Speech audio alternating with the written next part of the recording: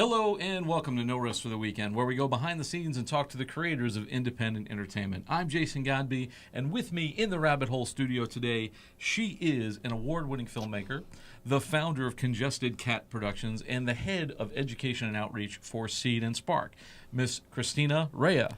Welcome, Christina. Hi, thanks for having me. Hey, thanks for coming. We met before. I actually interviewed you, and we did a seminar on crowdfunding for the Conversations on Media production series. So first, as I always do, I want to talk about you and get into your background and how did you get into this mess, like the filmmaking and all that? What's your origin story, so to speak? So filmmaking was just always something I really wanted to do as a kid. I didn't grow up in the industry or any kind of access to filmmaking. I didn't know what directing was or what went into it, but I loved movies. You know, I grew up with a single mom, so she was phenomenal, but definitely worked a lot. And so the TV and movies were a little bit like the babysitter. I spent a lot of time watching things I wasn't necessarily allowed to. I had an older brother, so he showed me a lot of stuff that, wasn't in my age group, but I just fell in love with storytelling and all the ways that you can kind of experience life outside of your own life and yourself. And so I started writing at a very young age. I wrote my first screenplay at 9, though it wasn't formatted like a screenplay and was only 13 pages, but in my mind it was going to be a full-length feature. And yeah, it was just always there. And thankfully my mom was very supportive. She never really shot down my dreams. She encouraged me to, pursue what I wanted to do. And so while I had a lot of family members, in my extended family telling me that I should study something more practical and that, filmmaking isn't a real thing that you can do, I was just very, passionate about it, and in high school decided I was going to study film. That's awesome. I love the 9-year-old screenplay writer. It's a problem when you're 9 is you don't know structure yet. You're not, you don't know the that 120 pages or trying to nail that down. I was terrible at 9 myself. But that's awesome. I mean, I very similar situation myself where I kind of grew up in love, and I didn't, it's you don't know what it is that fascinates you about it, but you just kind of get drawn into it. I think a lot of us start out that way. We're all kids in front of the TV, so to speak. Yep. So you have a movie. I do. That's out right now. It's a feature film called About a Donkey, which is a good title. There's a donkey in the film? Yes. Okay, so we got to get into this because I got to, if I want to talk about, first, what is the movie about? Sure. If you can give me the log line of the film, and then we'll kind of go into the making of it, because I think that would be a great thing for our listeners to really grab a hold of, is how you made this film. I think it's an interesting story. So, About a Donkey, what's it about? So it's an inclusive ensemble comedy about a family that's struggling with various things, and they're all kind of feeling stuck in different ways, and the father, in a sort of midlife crisis, decides to buy a donkey, and it shakes up all their lives. Wow. Okay. So, where do they don't live in the city, do they? So we shot it on Long Island. We kind of we kept it a little bit ambiguous as to where it is. We wanted it to feel like just sort of a small town in America that any family could relate to in a way. But it was shot on Long Island because I'm from Long Island, so I had a lot of family that I could sort of tap for favors. Who would you say is the protagonist? Is it the father, or is it kind of like an ensemble? Everybody. It's definitely an ensemble. The father is kind of the inciting incident, his choice to get a donkey, but it's really actually more about the mother and sort of their marriage and her struggle. And then there are 3 adult children, and they all have different kind of relationships that they're struggling with. And so it is very much an ensemble piece. But the mom and sort of her arc is the main arc of the story. You made this movie in how much time? What was your production schedule like? We shot it in 12 days. Wow. But it was over 4 consecutive weekends, or 3-day weekends, Friday through Sunday. Okay. So you're basically shooting this around other people's schedules. Right. And we talked a little bit about the budget before we rolled here, but what kind of a budget were you dealing with? The production budget was $20,000. We really went into it figuring out how we could make it on that money. So that was the cash that we were working with. And then post was about $2,500. Wow. So you made a $22,000 feature. Yeah. Were you, which, to me, that's like a war of attrition, when you're trying to do this thing. It's like you're you're in a foxhole a little bit, but the only way you can do that is to sort of plan the movie within an inch of its life. Yeah. So I'm assuming that you were only shooting for 12 days, but your pre-production was a lot longer on that. Absolutely, yeah. And you wrote the script. I did not. You didn't write the script. I did Okay. not. So Kelsey Rauber, who is my friend from college, we met in a TV writing class. I loved her writing from the moment that I read the first page of her script in class, and we became fast friends, and we've collaborated quite a bit. Where I'm also a writer-director. I write, and I direct a lot of what I write, but I also direct a lot of what she writes because I just love her writing, and she's not really pursuing directing. And so the script was written in 2012. She showed it to me, and I loved it. I loved the characters and how she was sort of using humor to touch on different struggles in life and sort of finding yourself. And I gave her notes then, but at that time it was just sort of like a friend to a friend, here are some notes. And then we made a web series together in 2013, and that was a really great collaboration, and we got a nice audience out of that. And so we kind of started talking about a donkey and how maybe that could be another collaboration. And so we spent a couple years sort of submitting to a screenplay contest and getting feedback, and I would, give her more notes because at that point I was like, I'm going to direct this. So now I'm thinking as a director, what do I want to change? What do I want to see more or less of? And then we talked about what it would look like initially if we were to make this film on a legitimate budget and pay everyone, real union rates and all of that. And it was like, okay, this is a $250,000 film. And we spent a little bit of time thinking about, how we could raise this and talking to people. And anyone who's tried to raise money through investors, it's just sort of constant, like, pursuing different avenues, and a lot of closed doors and things don't always work out. And so 2016 rolled around, and we just felt like it was a really timely film, and we were really ready to make it. And so then it was like, how can we do this on what we could raise? And I knew that I could raise about $20,000 in a crowdfunding campaign because I had done it before, and I had, continued to build an audience through multiple campaigns and also just a lot of short films that I had put out, and our web series had a really big following. And so we were like, okay, we can raise about, 21 to 22,000. And then we just figured out, okay, how can we break this script down and make this happen? And then it was like legitimately a year of knocking on doors to get every single location for free, get all of our props for free, our wardrobe, like it was a lot of donated stuff. It was, food cooked by my mom, who's a wonderful cook. And then even our gear, like I have some gear that I've always given out to friends, and so I was able to call in favors for that. And so really what we spent the money on was the day rates for everyone and insurance, production insurance, and taking care of the donkey. So there is a legit donkey. There is a legit. No animatronic Jurassic Park donkey. There's No. one. That's cool. I mean, so that's what I was kind of driving at, is because people think, oh, you can make a movie, you can make a feature film for $20,000. Mm-hmm. Well, you can, but you're talking about a year of prep, plus, I'm assuming you're also working on the script quite a bit to whittle it down to the point where it's kind of just the facts, ma'am, and get the essentials of it, because you're not going to make it also, and this is a comedy as well. It is, yeah. So you're not making an action adventure film for 20 grand. It's a very character. There's no car chases, no explosions, nothing like that.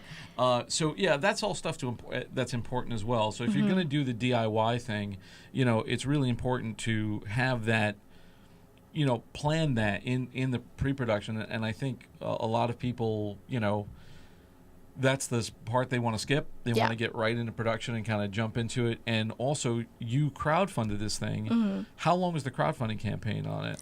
It was 30 days. Okay, so wow. So but we had been preparing for it and sort of notifying our audience that it was coming for at least 3 months. Right, and you also work at Seed and Spark. I do, yeah. So you are a crowdfunding guru, and you know how to do this, and you've helped other people do this. I have, yeah. This wasn't like Jane Doe out of the gate, crowdfunding for the first time kind of thing. This was my 4th campaign, actually. Really? So, yeah. So were you worried? And this is just a crowdfunding question in general. I think we might get a lot of crowdfunding tips in talking about your movie, but do you think that, were you worried that at some point you were going to have sort of tapped out your audience? Because you can crowdfund, but you can only go to that well so many times, right?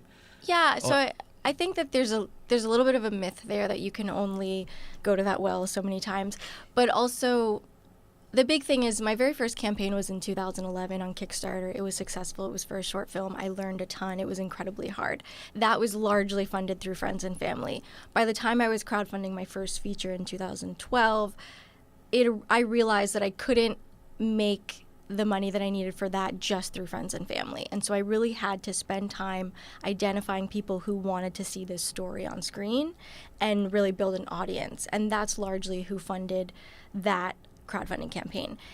And there are definitely people from my friends and my family that are truly my audience, and they're not just supporting me because they love me and know me, but because they actually want to see my work. But for the most part, I try not to rely on them, because I agree, you can't just go to the same people over and over again. I have been so lucky, and I'm so grateful to have people who have given to all 4 of my campaigns. But for the most part, I would say at least 30% of the contributors are new every campaign.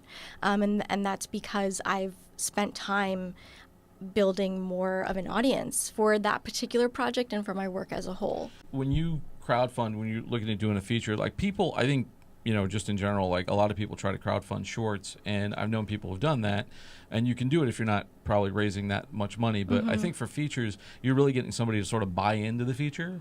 So what was the hook for About a Donkey that kind of got people interested for you? Like, how did you sell it, so to speak? I think for crowdfunding in general, you really want to find people who are passionate about something about the story, and that could be different things for different people. It could be like a type of representation. It could be a theme that really resonates with them. Like in our film, we do have levels of sort of depression, like midlife depression, and generally playing with that, and that was something we talked about.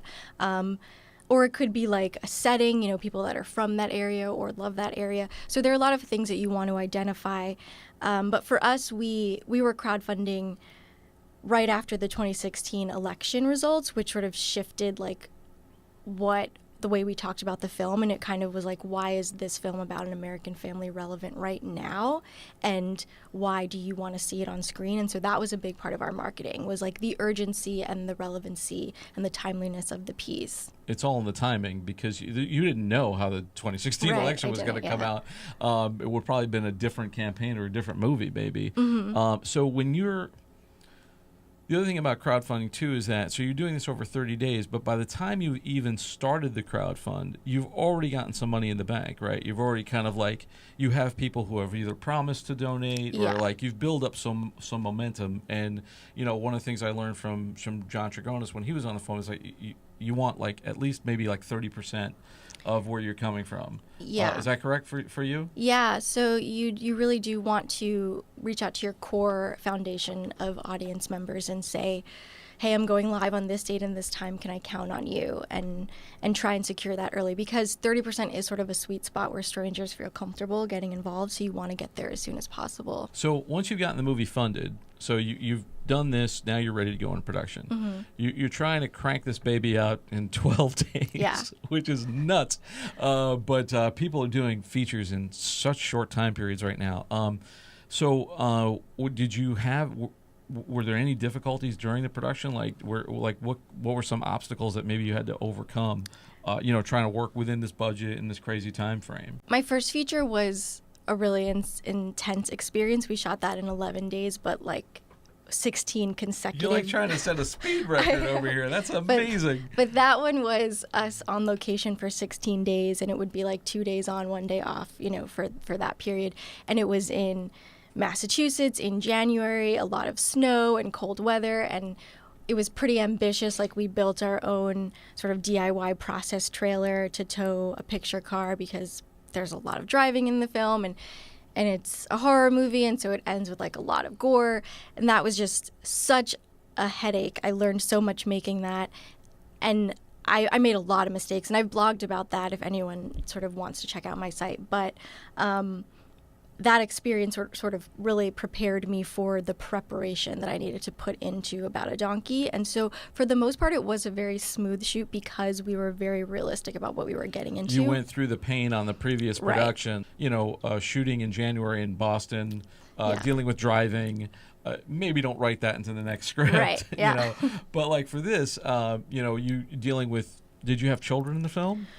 We only for one scene. It was Okay. all adult characters otherwise. Okay, so you don't, but you do have an animal to deal with. We do, yeah. Is the donkey actually? How much is the donkey in the movie? So I would say the donkey is kind of a MacGuffin in that she's really sort of a plot device to bring you into this world and these characters, which is interesting because our title is a little misleading, and some people really like that and love that, and other people who really are coming for a movie about a donkey are a little disappointed. We want more donkey, damn yeah. it! You put it in the title. But she's that's not a problem I've had to deal with before, but that's awesome. Yeah, we wanted more donkey. She is in it though, so like we had her on set for 3 days, one weekend, and for me, it was like, we're going to have a donkey in this film. I really wanted to make sure that we would get her from an ethical source. So we reached out to a donkey sanctuary that's actually upstate. And they were lovely enough to bring her and actually her mom down because they're companion animals, so you can't separate them.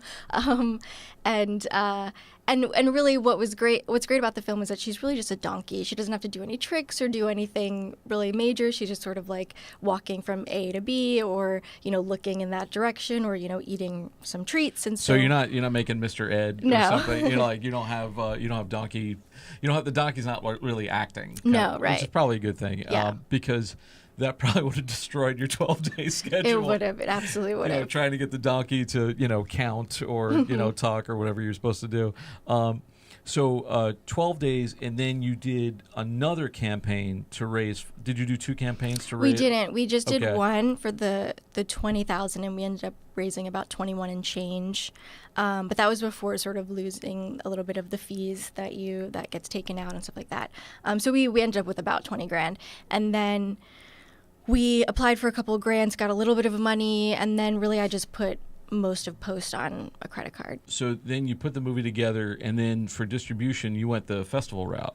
Yeah. Okay. So, because we made this film that is about a family and it's intentionally very inclusive, and it's not a political film, but it is sort of touching on different struggles and different forms of identity. And I really wanted to screen it around the country for regular people, not other filmmakers, which, if you try to get into the top tier festivals, that's like a whole other world of access and whatever. And so I don't even think I could have gotten into them anyway, but I didn't submit to them intentionally. I wanted to submit to smaller regional festivals and small town festivals where the locals come out because it's sort of a thing to do in their community, so that we could have conversations with people and really reach people in a way that we wouldn't with our just an online distribution strategy without a huge marketing budget behind us. And you're also, if you're thinking strategically, this is also building your audience maybe for the next movie. Yeah. Because we cover film festivals here. We review film festivals, and I've been to quite a few in the past year. And the film festival conundrum for me is, where do I submit? Mm-hmm. Where am I going to find the right audience for my film? And yeah, you are going to be screening for a bunch of other filmmakers. Right. So are you going to make it an industry thing where you're trying to meet the next producer or meet the distributor? Or are you actually trying to get people to see the movie, which sounds like what you wanted to do? But I find most festivals don't do that. Yeah. Most festivals, I don't know what kind of civilians they get in there, Yeah. Whereas, I used to say when I was doing theater years ago, I want to do theater for strangers. I want real people to see it, and not just my friends and family and other actors and people like that. It's hard either way. I mean, the festival, it can be expensive, and traveling is expensive, and you have to have a budget for it. And so now, so you've done the rounds, and now you're online distributing. Yep, we're streaming. So we're on sort of transactional Vimeo on demand and VHX, and then streaming on Amazon Prime and Seed and Sparks platform. So we've talked about, we do a segment on Fridays called Indie Film News, and we've talked about the Vimeo on demand thing. I don't know who's actually, my question is, because Vimeo doesn't really release data on this, who's actually buying movies from Vimeo on demand? And you've had a movie on that before? Yeah, my first feature, yeah. And was it successful in that way? Were you able to move units through Vimeo? So I think it's hard to say. It's what do you consider success? Yeah, it was successful in that people did buy it, but it was largely me driving that traffic. There is no discoverability on Vimeo on Demand, where people are just like, oh, what am I going to rent? And honestly, I don't think people even rent movies all that much anymore. Like even on iTunes, you know, the ways of pay-per-view, like that's going out of style. People don't want to pay for one individual film. They want to just like log into whatever they're already paying for and watch what's streaming. And so I chose Vimeo on Demand initially because at that time, it was before Amazon Prime had even opened up to independent films where you could self-upload.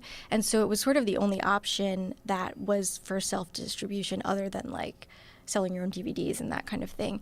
And so I tried it out, and I found that because we had crowdfunded it, you know, we had at least 250 people that had been waiting to see it, and only about 30 to 40% of them had paid enough to get the, you know, a copy of it ahead of time.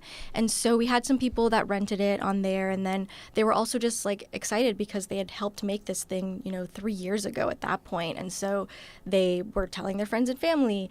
And so at the time I made probably like $1,000, you know, just from, and this is my first feature was like a $15,000 film. So, you know, that wasn't, $1,000 is not a lot of money, but I know people that have made, you know, $250,000 films and haven't made $1,000. It's still 1/15 of your budget. Yeah. So right. So it's it was cool, and then it kind of died out. Sometimes when I release a new short on Vimeo, because the next thing that comes up is the trailer for my feature, occasionally I'll find people will rent it, because at this point I've dropped it down to 99 cents.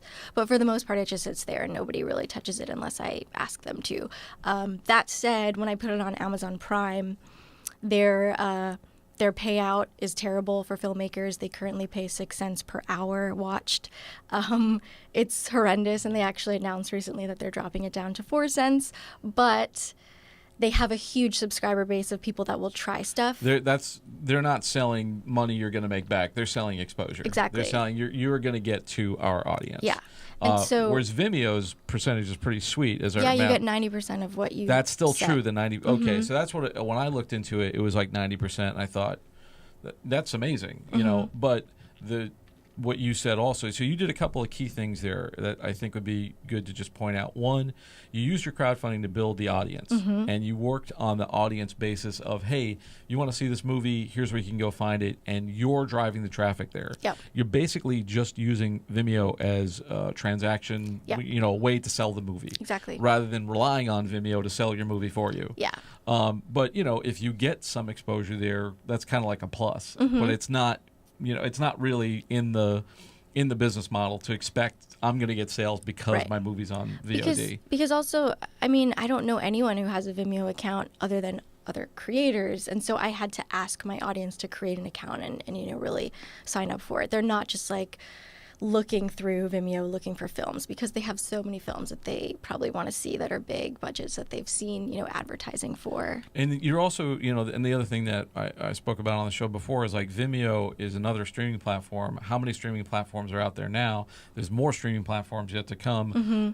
And if you have like a subscriber-based thing, and so you got Amazon, Netflix, Hulu, like you have all of these different, how much money do people have to give to these things? And, you know, how are they going to like find your movie? And I've always said that my sort of maxim is nobody cares about your movie. Like you have to make them care if you want people to get. So I think, you know, in your case, the crowdfunding was not only the, you know, source of funding the movie, but it's also the source of hopefully getting reimbursed for what you put into it. You know? Because I'm sure that, you know, it's not just the 20 grand that you raised, but it's also your personal time that you've put into it and all of that stuff too. Yeah, there's no, like, if I were to actually try and come up with a dollar amount for hours spent, it would be such an insane amount of money, you know. And so I think that's the I think, you know, especially when you're making low budget features, I mean, you just have to expect that. And you know, and it's not like you're raising enough money to pay yourself or you know, but to get the movie made is a real achievement. So you know, congratulations on that, you know, and getting into film festivals and all that kind of stuff. I think that's you know, that's just an achievement. Just making the movie seems like, oh my God, it's like, you know, it's like you ran the marathon, you went the last mile of the way, and then, oh wait, there's this whole other thing that you got to do in distribution. And if you're self-distributing is another thing. Yeah, but what I think is great about crowdfunding is that you are kind of doing both at once. And so while in the traditional model, maybe you get like a bigger payout sort of I guess that's debatable, but, you know, if you were to get investors on board, you kind of have more money from one source or from fewer sources, and it's more money, but you're not doing any of the work that will eventually come with distribution, whereas the funding of the film in and of itself is marketing it and sort of building your team of kind of amplifiers, the people that will spread the word. And so you have eyeballs for your film that exist by the time it's finished. Right. Also, investors you have to pay back. Yes, that is very true. Yeah. And crowdfunding you don't have to pay back, which is a huge thing. So even if you get your movie made, you don't have the pressure of now having to make a profit on it in order to clear a certain margin in order to pay all those people back. Right. And which, you know, if you're doing that and your budget's $200,000, you better sell like it for $1 million or something in order to make. Yeah, the pressure is. Yeah. So it allows filmmakers to make movies in a, I mean, there's never no pressure, but it's a lower pressure environment that you can sort of swing. Anyway, I got to wrap up, but this has been great. I think a lot of people are going to learn from this experience and learn from Christina, too. We're going to tell you how to find her on the web in a second. But before we run, do you have any other upcoming projects you want to brag about or talk about? Well, we just opened up for our 7th year at IndieWorks, which is a monthly screening series I run in New York. So if anyone wants to submit a short film, we're always looking to program. How can they do that? So congested.cat.com has everything, including information about a donkey and about IndieWorks. There's a page for everything. So congested.cat.com is where people find that. And then if people are interested in crowdfunding and want to work with you there, how do they find you? Go to seedandspark.com. The crowdfunding page will, give you information on how to reach me and the rest of our team. Fabulous. So thanks so much for coming. It's been a great episode. I'm so glad that we could make this happen. And hopefully we'll do some more seminars together. And if you want to come back anytime and just talk about crowdfunding and talk about Seed and Spark and the platform, I think there's a whole other episode there. But I'm really glad we just talk about you because, for somebody who's young, you've already made how many feature films now? This is my second. 2 feature films on these micro budgets, and it's a real lesson for anybody who's trying to do that. So I think that's great for our audience. So thank you, and thank you all out there for taking this trip down the rabbit hole. For more episodes of this show, you can always go to our website, norestoftheweekendpodcast.com. You can also listen and subscribe on all the major podcast channels, Anchor, Apple Podcasts, Stitcher, Google Play, Spotify, etc., etc. Once again, I'd like to thank my guest, Christina Raia. Thank you. And thank you so much for joining us. For Behind the Rabbit Productions, I'm Jason Godbey, and we'll see you next time.